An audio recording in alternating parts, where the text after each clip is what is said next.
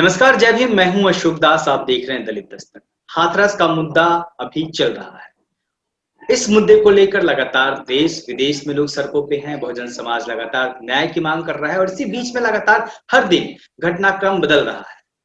नया घटनाक्रम यह है कि उत्तर प्रदेश की सरकार ने सीबीआई जांच का आदेश दे दिया है। नया घटनाक्रम यह है कि इस मुद्दे को लेकर भारतीय मीडिया भी दो हिस्सों में बटा हुआ नजर आ रहा है। नई सूचना यह है कि पीड़िता को लेकर भी कई तरह की भ्रामक सूचनाएं सोशल मीडिया पर फैलाई जा रही है। इन तमाम मुद्दों पे हमारे साथ बातचीत करने के लिए हैं सतीश प्रकाश जी। और सतीश प्रकाश जी सोशल एक्टिविस्ट हैं, दलित एक्टिविस्ट हैं, बुद्धिजीवी हैं और तमाम घटनाओं पे बारीकी से नजर रखते हैं। सतीश जी, स्वागत है आपका। जी सतीश जी, हम लोगों ने 30 सितंबर को भी बात की थी और इसी मंच से हमने ये मांग उठाई थी, आपने ये मांग उठाई थी कि न्यायिक जो सुप्रीम कोर्ट के जज हैं, उनकी निगरानी में जांच हो। पीड़ित परिवार ने भी यही मांग उठाई। हालांकि ये मांग तो पूरी नहीं हुई, लेकिन सीबीआई जांच की मांग योगी सरकार ने कहा है। न्यायिक जांच की मांग क्यों? सुप्रीम कोर्ट के जज की निगरानी में आपने भी कहा था कि जांच होनी चाहिए, पीड़ित परिवार भी कह रहा है, इसकी वजह क्या है? नहीं, देखिए दास साहब, ये सच है कि तमाम सरकारी तंत्र या जो सरकारों का जो नजरिया है वो कहीं ना कहीं जो दलित उत्पीड़न या दलितों के जो लोग हैं उनके प्रति उनका नजरिया कोई बहुत बेहतर नहीं है। इस केस में हमने तमाम उन पहलुओं के ऊपर चर्चा की है। आप देखेंगे कि पुलिस प्रशासन का व्यवहार पीड़ित के साथ होना चाहिए और जो साक्ष्य जुटाने की जिम्मेदारी तमाम पुलिस प्रशासन की है, वो साक्ष्य ना जुटा करके आमतौर पे दलित उत्पीड़न के मामलों को या इस तरह की घटनाओं को कहीं ना कहीं ढुलमुल तरीके से किया जाता है और इसकी सजा कहीं ना कहीं दलित समाज को सुप्रीम कोर्ट में भुगतनी पड़ती है। वहां दलित चिल्लाता रहता है, वो अपनी बात कहता रहता है, उसकी आवाज सुप्रीम कोर्ट की दीवारों के अंदर दब जाती है। अभी 2018 में माननीय सर्वोच्च न्यायालय ने क्या टिप्पणी की? माननीय सर्वोच्च न्यायालय ने कहा कि दलित उत्पीड़न के जो मामले हैं पिछले 10 साल के, वो 80 से लेकर के 90% फर्जी है। अब सुप्रीम कोर्ट को ये बात कहने की जरूरत कैसे पड़ रही है? आप ये देखिए कि जो देखिए, इसमें मैं थोड़ा सा माननीय सर्वोच्च न्यायालय का सम्मान करता हूं, इस देश की न्याय व्यवस्था का सम्मान करता हूं, कहीं ना कहीं मैं और ये मांग भी करता हूं कि देखिए, किसी भी कर सेक्शन की तरफ इस तरह की अगर टीका टिप्पणी है, उसको लेकर के कहीं ना कहीं थोड़ा सा मतलब व्यवहार जो है ऐसा रहे, क्योंकि ये सवाल सरकार से पूछा जाना चाहिए था। सुप्रीम कोर्ट ने ये सवाल दलितों से पूछा। ये सवाल, ये जिम्मेदारी सरकार की है ना, साक्ष्य जुटाना सरकार की जिम्मेदारी है, पीड़ित साक्ष्य नहीं जुटा सकता। तो मैं ये मांग में इसलिए चाहता हूं माननीय सर्वोच्च न्यायालय के अधीन में ये कोई भी जांच हो, हमको जांच में कोई दिक्कत नहीं है, लेकिन जो भी जांच हो वो माननीय सर्वोच्च न्यायालय के अधीन हो, ताकि भविष्य में जो इस पीड़िता के साथ न्याय नहीं मिला, ये भूत की बात हो जाएगी, लेकिन भविष्य में हम उन संभावनाओं को खत्म करना चाहते हैं कि कल चूंकि जो परिवार का जो उनके जो पिता थाने में रिपोर्ट नहीं दर्ज करा सकता, आप उम्मीद कर सकते हैं, उससे उम्मीद कर सकते हैं, ऐसे परिवार से आप उम्मीद कर सकते हैं कि ये इस मतलब सुप्रीम कोर्ट में या हाई कोर्ट में जहां तमाम चीजें बहुत बड़ी बड़ी हैं, है ना, या लोअर कोर्ट में वो न्याय नहीं ले सकता। तो उन संभावनाओं को ध्यान में रखते मैं चाहता हूं कि इस देश की जो न्याय व्यवस्था है ना, जो सुप्रीम कोर्ट है, उनके निर्देशन में जांच हो, ताकि जो साक्ष्य है पुलिस का जो छेड़छाड़ है वो ना मिटाया जा सके। सतीश जी, उत्तर प्रदेश गवर्नमेंट ने सीबीआई जांच के आदेश दे दिए हैं, तो आप न्यायिक जांच की बात कह रहे हैं, तो क्या आपको क्या लगता है कि सीबीआई जांच से सच सामने नहीं आ पाएगा, या फिर सीबीआई पे जो एक इल्जाम लगता रहा है कि वो सरकारी तंत्र के हिसाब से काम करता है, क्या मामले को लंबा खींचेगा, मामला उलझ के रह जाएगा? देखिए, सीबीआई को किसने तोता कहा या किसने तोता नहीं कहा, ये तमाम चीजें हम सब लोग जानते हैं। कल यही बीजेपी आज जो सीबीआई की बात कर रही है, उसी ने उसको तोता कहा, ठीक है ना। ये डेफिनेशन बदलती रहती है। आप देखेंगे कि 2 साल पहले इसी सीबीआई के 2 अधिकारियों के बीच झगड़ा हुआ। ये मुद्दा नहीं है, वो एक जांच एजेंसी है, हमारा उसके ऊपर विश्वास है। हमारी मांग सिर्फ इसलिए है कि कोई भी जांच एजेंसी, चूंकि अब तक का इस मामले में अगर आप सरकार और प्रशासन का नजरिया बहुत बेहतर नहीं है, तो ऐसी परिस्थितियों में हमको नहीं लगता, इस देश के दलित वर्ग को नहीं लगता कि जांच एजेंसियों के ऊपर सरकारी प्रभाव नहीं होगा। निश्चित रूप से प्रभाव होगा। उस प्रभाव को खत्म करने के लिए हमारी मांग ये है कि देखिए, हमारी मांग ये है कि सुप्रीम कोर्ट के निर्देशन, देखिए दास साहब, सड़क की लड़ाई के साथ साथ अब दलित समाज को उन लीगल बिंदुओं के ऊपर ही चर्चा करनी पड़ेगी, क्योंकि अब परिस्थितियां, तमाम मीडिया दो हिस्सों में बट गया। अब कुछ मीडिया अगर पीड़िता के साथ है, तो कुछ मीडिया का एक सेक्शन ऐसा भी है कि जो मीडिया जो पीड़िता है उसकी इमेज को लेकर के कुछ इस तरह के सवाल क्रिएट कर रहा है, जो जनरेट कर रहा है बीजेपी का IT सेल या तमाम लोग बात। और इसमें देखिए असामान्य घटना इसलिए है कि निर्भया के मामले में ऐसा नहीं हुआ। हालांकि मैं ये रेप पीड़िता की कोई जाति नहीं होती, मैं इसमें सिद्ध भी हुआ, तमाम सेक्शन, तमाम वर्गों के लोग सड़क के ऊपर आए। ये अच्छा है लोकतांत्रिक व्यवस्था के लिए। लेकिन आप ये भी देखेंगे कि ये भी पहली बार हुआ है कि आरोपियों की जातियों के लोग, उनके विधायक, अभी 2 दिन पहले वहां बीजेपी का जो पूर्व विधायक है, उन्होंने 25-26 गांव की मीटिंग की है और उनके आरोप देखिए ना, तो आरोपियों के पक्ष में अभी बलिया के एक विधायक ने आज कल जो कहा है,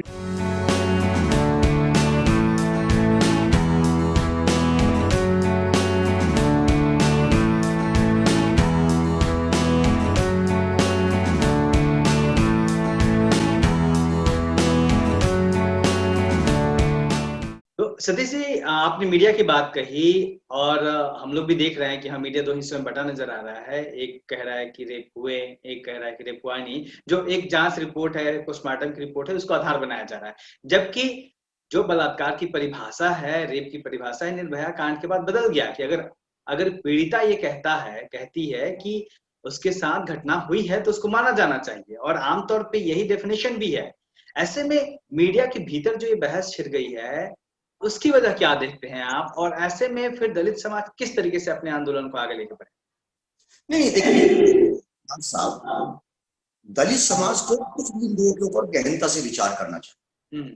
सड़क की लड़ाई जारी रखनी चाहिए, लेकिन उसके साथ साथ उनको लीगल पहलुओं के ऊपर भी चर्चा करनी चाहिए, क्योंकि अब ये असामान्य परिस्थितियां हैं, ये सामान्य परिस्थितियां नहीं है। और उनको उन बिंदुओं के ऊपर भी ध्यान दिलाना चाहिए, क्योंकि मीडिया जो पीड़ित परिवार है उनको कितना पैसा चाहिए, उस तरह की उसकी इमेज को डाउन कर रहा है। पीड़िता आज हमारे बीच में नहीं है, लेकिन उसकी इमेज को कहीं ना कहीं डाउन किया जा रहा है। तो उन बिंदुओं के ऊपर भी चर्चा करनी चाहिए कि माननीय सर्वोच्च न्यायालय अगर ये कहते हैं कि अगर कोई व्यक्ति थाने में जाता है तो पुलिस का काम ये सिद्ध करना नहीं है। पुलिस का काम है कि उसकी कंप्लेंट को रजिस्टर करे और 24 घंटे में उसकी मेडिकल जांच कराए। इस मामले में ये हुआ नहीं।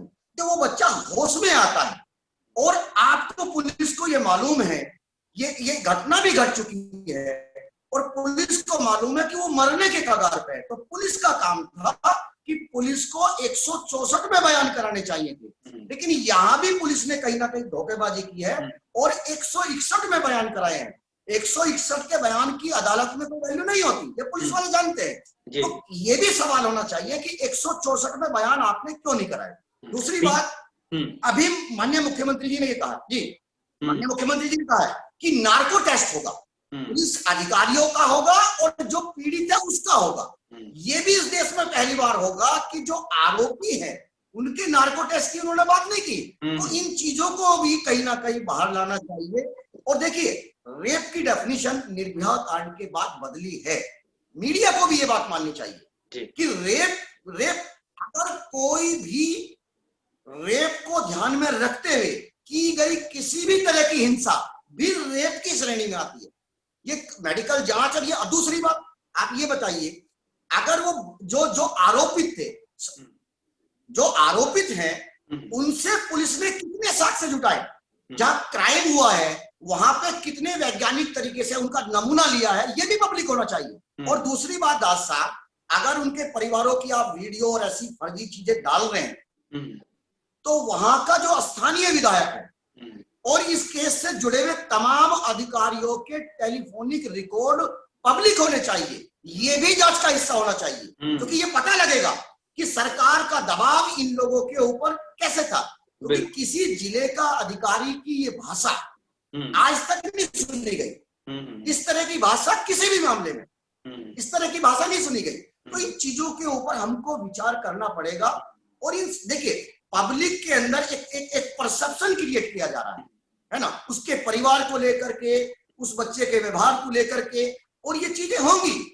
और देखिए बीजेपी का आईटी सेल या बीजेपी का एक चीज हमको और माननी पड़ेगी कि आम तौर पे जब आपका उन्नाव जो पीड़ित है अगर आरोपित ठाकुर जाति से आता है तो कहीं ना कहीं इस बात की भी जांच होनी चाहिए। उन्नाव की जब घटना होती है और कुलदीप सेंगर के पक्ष में तमाम बीजेपी के जो ठाकुर लीडर हैं वो लामबंद हो जाते हैं। चिन्मय स्वामी चूंकि ठाकुर जाति के हैं और एक पूर्व जो है केंद्रीय मंत्री भी रहे हैं और उनके ऊपर एक पीड़िता कहते हैं, तो वो सरकार से ये मांग मनवाने में कहीं ना कहीं कामयाब हो जाते हैं कि मैं तब तक गिरफ्तार नहीं होऊंगा जब तक जिसने जो पीड़िता है वो जेल में नहीं जाएगी। तो इन परिस्थितियों की देखिए यही परिस्थितियां हैं।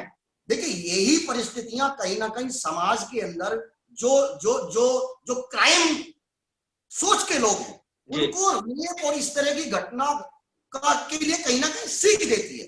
मेरे हिसाब से देखिए इन बिंदुओं के ऊपर चर्चा हो और ये भी जांच का हिस्सा हो कि एक जाति का जो व्यवहार है वो इतना हिंसात्मक कैसे हो जाता है। जी सत्येंद्र जी, जो पीड़ित है ना, जो पीड़ित है उसके पक्ष में खड़ा होना चाहिए था।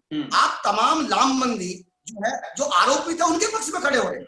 जी सतीश जी, मेरा आखिरी सवाल है आपसे कि एक चीज ये भी है कि मीडिया इतना सपोर्ट में आया, मीडिया में इतना हो हल्ला मचा इस पूरे मामले को लेकर, समाज सड़कों पे उतरा, देश विदेश में प्रदर्शन हुए, न्याय की मांग की गई, इंसाफ की मांग की गई हाथरस की बेटी के लिए। ऐसे में क्या एक प्रतिष्ठा जो दलित समाज की प्रतिष्ठा है वो भी दांव पे है?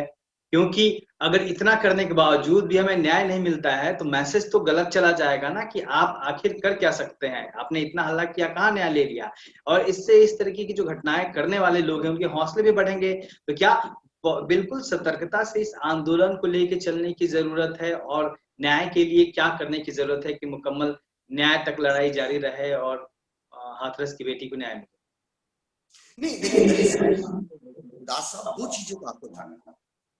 हाथरस के केस में आमतौर पे जो दलित मूवमेंट से जुड़े हुए लोग उनका ये आरोप होता है कि जो सामान्य वर्ग के लोग हैं वो उनका साथ नहीं देते, मीडिया उनका साथ नहीं देता। लेकिन आपने इसमें ये देखेंगे कि पूरा देश में तमाम विदेश और वो जातीय समूह, हर फील्ड के लोग, जाति नहीं, ये सच है। लेकिन आप इस मामले में देखेंगे कि तमाम वर्गों के लोग, और ये देखिए जिस जाति के आरोपी हैं उसके सारे लोग खराब नहीं हो सकते, तमाम वहां लोग। मैं जंतर मंतर पे गया, मैं आपको एक छोटी सी घटना से आपको क्लियर हो जाएगा। जब मैं जंतर मंतर के ऊपर जा रहा था तो एक सज्जन थे, वो सरदार जी थे, उनके गोद में जो है एक बच्चा था, 4 साल की बिटिया थी और उनकी वाइफ पीछे थी। तो जो वो जो डिवाइडर है वहां से वो सरदार जी तो बिटिया जो कि गोद में थी वो चले गए, लेकिन वो महिला थोड़ा पीछे रह गई, उनका वजन थोड़ा सा ज्यादा था। मैं चल रहा था तो मैंने उनको सहारा दे करके उनको आगे किया और उनको कहा, उन्होंने थैंक यू बोला। फिर मैंने पूछा कि आपकी बेटी बहुत छोटी है, कोरोना काल है ना, ऐसे में आप मतलब कैसे? तो उन्होंने कहा कि देखिए ये बेटी है ना, कल ये घटना जो है इसके साथ ना हो जाए। तो ऐसा नहीं कह सकते कि ये जो है तमाम जो है एक जाति के लोग तमाम खराब हो जाते हैं। जो खराब है उसको खराब कहना पड़ेगा। और दलितों को भी ये बात माननी चाहिए कि इसमें तमाम मीडिया का भी सहयोग रहा है और तमाम वर्गों का भी सहयोग रहा है, उसको झुटलाया नहीं जा सकता। या जिस के आरोपी है उसके सारे लोग खराब है, ये भी गलत तरीका है। लेकिन मेरा मानना ये है कि जो पॉलिटिकल लोग हैं या जो गांव देहात के जो लोग हैं वो भोले भाले लोग बाग हैं, उनको राजनीतिक लोग तुरंत फंसा लेते हैं। वो गांव के सारे लोग उनके पक्ष में नहीं हो सकते, उनके पास सारे फैक्ट भी नहीं होते हैं, जो अगल बगल के लोग बताते हैं उनको वही पता चलता है, वो भोले भाले लोग बाग होते हैं। तो इन परिस्थितियों में देखिए कहीं जातीय उन्माद में ये चीज ना बदल जाए। कल बीजेपी ने एक नया ये खेल भी खेला है और उन्होंने ये आरोप लगाना शुरू कर दिया है। तो कहीं ना कहीं आरोप नहीं है ये वो कहीं ना कहीं ऐसा माहौल बना रहे हैं कि अगर वो इस घटना को दबाने का एक तरीका ये भी हो सकता है कि पूरे प्रदेश में एक जातीय उन्माद जैसा एक माहौल क्रिएट कर दिया जाए। यहाँ जातीय उन्माद नहीं है, इस घटना को लेकर के जातीय उन्माद नहीं है, कुछ तथाकथित पॉलिटिकल लोग हैं जो इस घटना को जातीय उन्माद का रंग देना चाहते हैं, उनसे बचना चाहिए और सभी लोगों का धन्यवाद करना चाहिए, मीडिया का भी धन्यवाद करना चाहिए। सतीश जी, बहुत बहुत धन्यवाद आपका। आपने तमाम बिंदुओं पे काफी महत्वपूर्ण बातें कही और हम आगे भी लगातार चर्चा करते रहेंगे और इस पूरे मुद्दे पे हमारी नजर बनी हुई है और जो भी डेवलपमेंट होंगे आने वाले दिनों में हम अपने दर्शकों से जरूर साझा करेंगे। आप देखते रहिए दलित दस्तक।